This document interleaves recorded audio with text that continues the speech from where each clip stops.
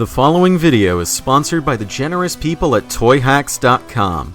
TOYHAX is your one-stop shop for sticker sheets for Transformers of all generations, from reproduction labels for the oldest pieces in your collection to upgrade sets for the most recent retail releases. They also make labels for G.I. Joe, figure display backgrounds, and more. TOYHAX.com. Welcome back to SticKit. My name is Kit, and today we'll be taking a look at the TOYHAX labels for Earthrise Hoist. This set has 23 separately numbered stickers on one sheet and costs $10. It's been kind of a rarity on this show for a vehicle mode to look relatively unchanged from the original retail release, but that's okay. Earthrise Hoist was already sufficiently painted in vehicle mode with his glamorous caution stripes and glittering grille, so the changes here are relatively minimal. The hood gets Hoist's single largest sticker, as it's meant to cover up the oft-ridiculed weathering effect. I don't really care much either way, it never really bothered me. It also covers up Hoist's Autobot symbol, which I've said time and time again make disguises better in my eyes. You get 4 extra Autobot symbols in 2 different sizes, but I kept them on the sheet. Hoist's windshield and windows get a visit from the cell shading fairy, which look just as great as they do on every other set I've covered which included these. Interestingly, Hoist gets some reflective stickers that attach on the inside of his large translucent front piece, making his headlights incredibly bright and shiny. At first I wasn't sure it was doing much, but now I've come to appreciate just how much more polished he looks with them installed.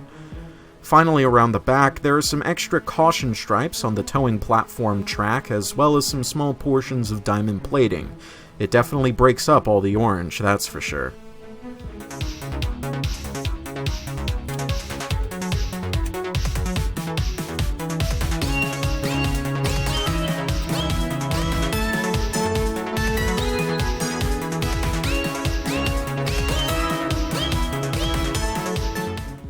Now that's more like it.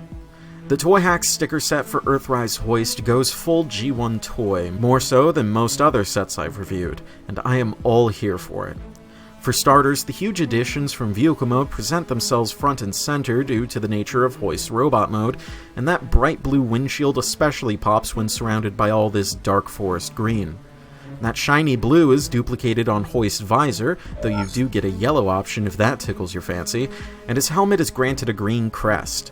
I'm not really sure how to feel about the latter, considering it gets lost against the black in certain lighting conditions.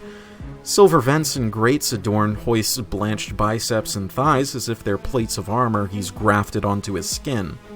The hips get a similar treatment, albeit with more gears and screws than vents. Much of the robot-centric effort is put into the shoulders. Screws are placed on top of the shoulder rivets, and red frames surround them, as if they're meant to be eye patterns to ward off predators.